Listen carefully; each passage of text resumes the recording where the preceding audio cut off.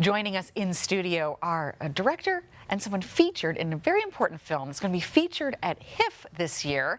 A great story. I can't wait to hear more about it.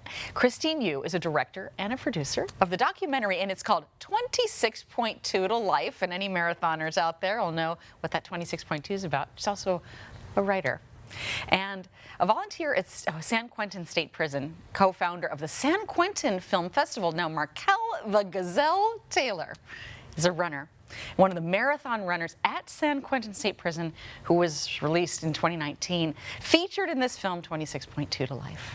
Christine, tell us about what this film is about.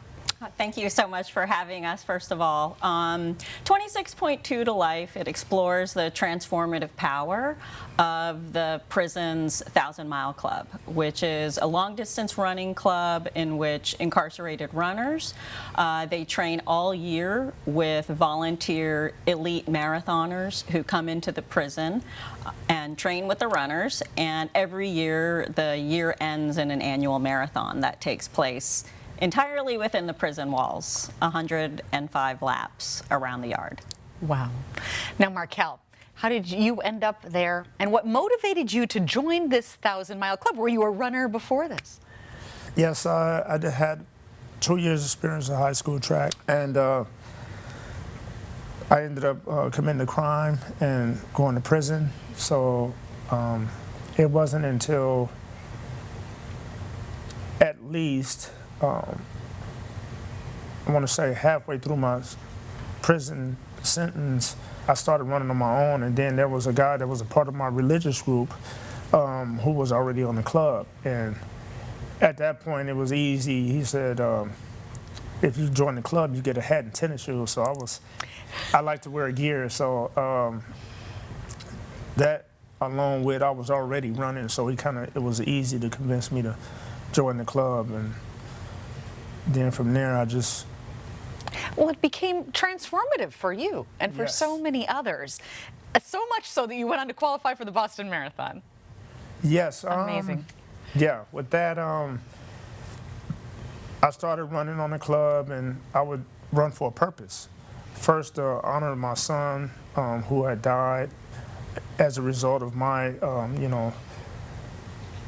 assault on my pregnant girlfriend at the time. And so I ended up going to prison for that. So after that, I just used running as a catalyst to, honor my victims, my son who died, and everyone else who suffered from different types of ailments or struggles or violence, anything like that. So I just ran with a purpose. And go on to earn the moniker Markel the Gazelle. Yes. Now, Christine, you came upon this story. Tell us how you became connected to this, and why make a movie? I first became interested in prison issues because of a friend that I have who was falsely accused and wrongfully convicted. And I happened upon an article about the San Quentin Marathon. It was just sort of one of those moments that immediately captured my imagination. And originally I was planning to do it as more of a regular motion picture, as a narrative scripted project, if you will. But then when I started my research process, I went inside San Quentin for the first time. It turned sort of everything I thought about prison upside down, and I really felt that people also needed to see what I was seeing. So then I decided to approach it as a documentary. Markel, what do you hope that audiences who get to see this exciting film will take from this documentary? I would like them to take that no matter what you've done in your life, people make mistakes, and we are not the worst we've ever done. We are not our life crimes, and we have an opportunity to correct our mistakes that we've done in the past by living in the moment, in the present time, and doing the best we can to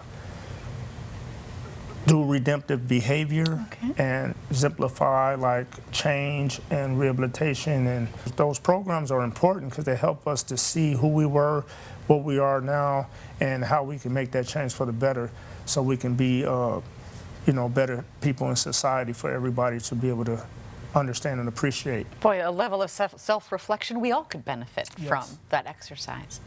Now, when is the screening of this film, and when can people see it? Yeah, so we're very excited to be here. So the film will screen Tuesday and Wednesday, 5:30 p.m. at the Kahala Consolidated. I understand that tomorrow is sold out, Tuesday is sold out, but tickets are still available for Wednesday.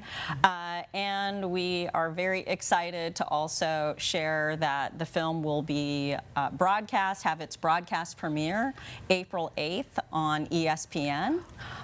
Followed immediately streaming on ESPN Plus. So anywhere where you are, you can check out the film that way as well. Well, kudos to you for that, and to you for inspiring the story behind the story behind the story. And we'll put up a website there where you can go get those tickets while they last, or stay tuned to see it on ESPN. Congratulations to you both. Thank you for sharing your stories. Thank you. Thank you so much. We'll send it back to you.